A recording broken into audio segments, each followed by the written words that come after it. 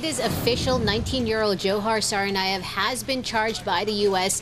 In relation to the terror attack during the April 15 Boston Marathon bombing. Apparently, the details we're getting is that the suspect was arraigned in the hospital by the judge. The FBI says that Tsarnaev still remains in serious condition. Last reports we had read was that he was unable to actually speak because of a throat injury, but he was communicating by written word. Now, what's interesting here is that the marathon bombing suspect has been charged in a sealed complaint. So for now, it certainly seems like we do not know what the specific charges brought against the 19-year-old are.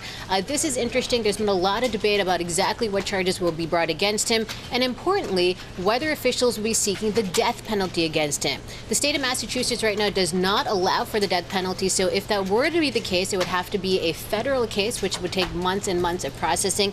But again, we are getting official word that 19-year-old Dzhokar Tsarnaev has been charged by the U.S. in connection with the April 15th bombing of the Boston Marathon. This was done so by a judge in his hospital. Emily, of course, the tragedy at the Boston Marathon left 3 people dead and more than 170 injured. Certainly, the city of Boston still recovering from that.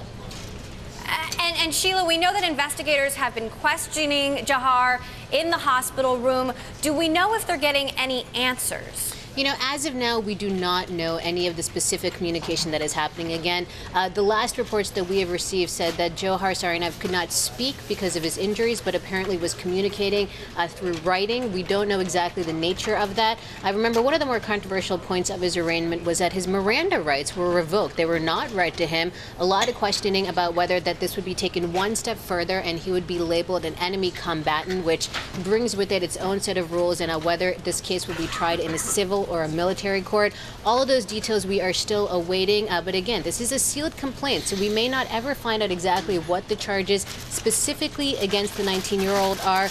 A lot of details and a lot of questions still remain, Emily. Certainly the aftermath of the Boston Marathon bombing raising plenty of questions, political, also, lots of legal questions as well.